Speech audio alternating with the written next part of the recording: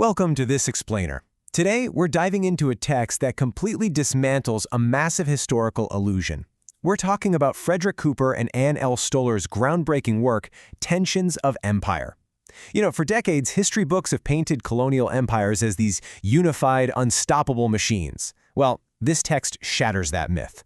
It reveals the intense anxiety, the internal fractures, and the deep contradictions that actually defined colonial rule. So let's challenge that massive assumption right out of the gate. Was European imperial rule genuinely an absolute, unwavering force? The standard narrative loves to tell us that conquering states projected this monolithic power across the globe, claiming absolute racial, cultural, and technological dominance. But when you look closer, you uncover a completely different story. The reality on the ground was far messier, far more complicated, and honestly, deeply unstable. We really need to contrast this facade of absolute imperial power with the actual historical reality. The colonizers were absolutely not a unified front. They were completely riddled with competing agendas. High-ranking officials, local merchants, missionaries, everyday settlers, they were constantly clashing over morality, progress, and power. This deep-seated anxiety meant that just maintaining control was an exhausting daily struggle. The empire was never a monolith. It was a highly fragile construction that could splinter at literally any moment. To really grasp this, Cooper and Stoller introduce a foundational framework that brings the metropolis, meaning the imperial center in Europe, and the colony into a single analytic field. It's brilliant because you really cannot understand one without the other. It shows how the rulers of the empire constantly had to re-examine their own fragile hegemony, their dominance. They were facing immense challenges, not just from the colonized populace, but from incredibly sharp divisions within their own ranks. A crucial takeaway here is that the categories of colonizer and colonized were not natural, static biological facts. Not at all. They were moving, problematic identities that required relentless maintenance. Defining exactly who belonged in which category was fiercely contested, and maintaining those boundaries demanded very specific forms of coercion and a constant, almost paranoid, bureaucratic vigilance. Let's move right into Act 1, the illusion of order. Colonial states desperately attempted to manufacture an illusion of control, and they weaponized knowledge to get it. Imperial power relied heavily on total administrative dominance. Regimes like the British Raj deployed highly invasive bureaucratic tools. We're talking censuses, massive surveys, and sweeping ethnographies. They took the incredibly complex, dynamic social realities of ancient indigenous societies, like traditional Indian trade guilds, artisanal networks, and centuries-old administrative courts, and forced them into fixed, artificial categories. This was a massive, deliberate project to impose order from the top down, literally replacing rich local identities with rigid colonial classifications.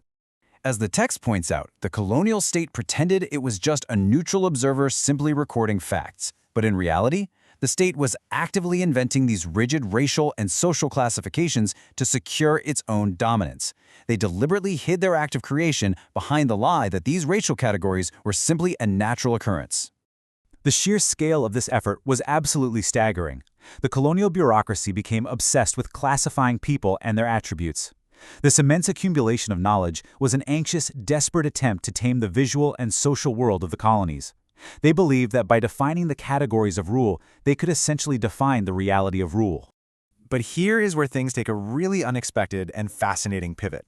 How do we get from massive public bureaucracies to the intensely private sphere of domestic life? Why did these imperial powers care so deeply about what people did in their own homes, in their marriages, and in their bedrooms? That brings us to Act 2, the bedroom as a battlefield. To maintain the empire, they fundamentally had to strictly police intimacy, gender, and the home. The colonizers lived in absolute terror of the blurring of racial boundaries. Colonial officials experienced acute, constant anxiety over groups with ambiguous identities. Take the Anglo-Indians and the British Raj, for instance. Born from relationships between early British agents and indigenous women, this growing demographic terrified later colonial administrators. Why? Because these groups threatened the strict social markers required for British dominance. If the line between colonizer and colonized faded, the entire ideological justification for imperial rule would just collapse. Anne Stoller makes an incredibly brilliant argument regarding gender here. the protection and confinement of European women was actively weaponized. Racial boundaries and strict class distinctions were built fundamentally upon rigid gender roles. European women were cast as the custodians of racial purity. The empire used the defense of bourgeois respectability and sexual normalcy as a direct mandate for enforcing social separation and dominance. But of course, this control was never absolute. The domestic sphere became a powerful, hidden site of resistance. Indigenous people aggressively pushed back against colonial intrusion right inside their own homes. We see this vividly with Indian nationalist intellectuals who asserted deep authority over their spiritual and domestic realms, keeping colonial administrators entirely out of their traditional family compounds and cultural rituals. Similarly, during the Mama Uprising in 1950s Kenya, rebels were hotly debating domesticity and gender roles while literally fighting from the forests. The daytime structures of domination were constantly being subverted by these powerful nighttime realities of cultural preservation. Okay, let's look at the big picture in Act 3, the Great Contradiction. This is the overarching paradox that plagued these empires. It's the ideological collision that caused their foundation to crack. On one hand, you have universalism. European powers were loudly preaching post-Enlightenment ideals of freedom, economic rationality, and universal human progress. But on the other hand, you have particularism. The actual reality on the ground was coercive, exclusionary, and based on incredibly rigid racial hierarchies.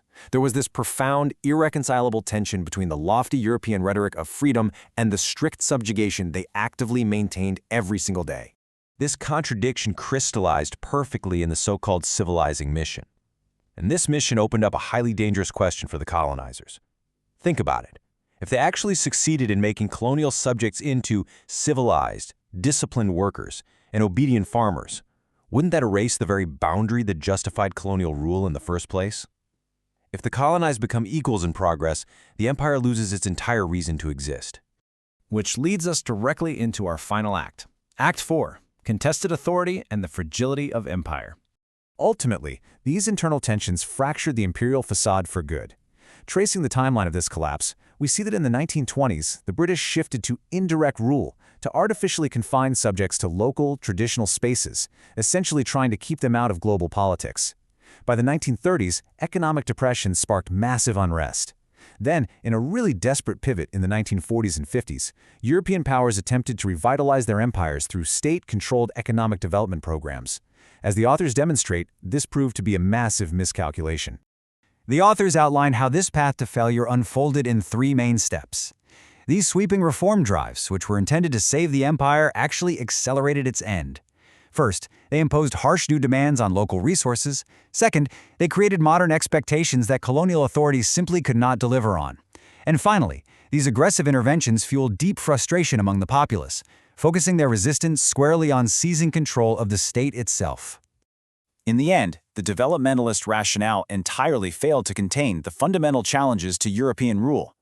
The colonized realized that the colonizers' culture represented coercion, not true modernity. By trying to aggressively reform colonial societies, the empires alienated the exact people they claimed they were uplifting.